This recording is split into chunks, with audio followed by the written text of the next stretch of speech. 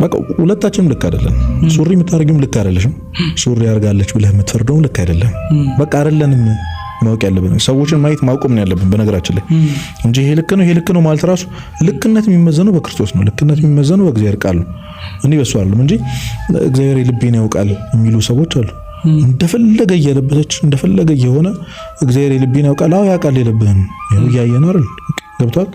ስለዚህ ጉዳዩ የመፍረድ ያለ መፍረድ አይደለም። ሁሉም ሰው የራሱን ተጠያቂነት ነው የሚወስደው። እኛ መፍረድ የለብንም ነው እንጂ እናንተ ልክ ናችሁ እያልን አይደለም። በዚህ አጋጣሚ በነገራችን እንደ እግዚአብሔር ቤት የሚፈነጭበት ቤት ነው ማለት አይደለም። መተው ያለብን በጣም ብዙ ነገር አለ። ሶስተኛ የሆነ ሰዎች ግን አያገባንም። ሰዎች በእግዚአብሔር ያለን ሪሌሽን አያገባንም። እግዚአብሔር ነው የሚፈታውና ጸጉሩን ነገ ክርስትና ሲገባ አንገቱን ይሰጣል። እንኳን ጸጉሩን አይደለም ነገ ክርስትና ሲገባት እንኳን ሱሪ ምናምን አለዋወስ ነገር አይደለም ምንም ነገር ይተዋል። ሱስም የተኖረበት በጣም ብዙ ነገር ይተዋል። እምነት ይተዋል። ሰው ቤተሰቡን ሁሉ ነገር ትቶ እግዚአብሔርን ይከተላል ሲገባው።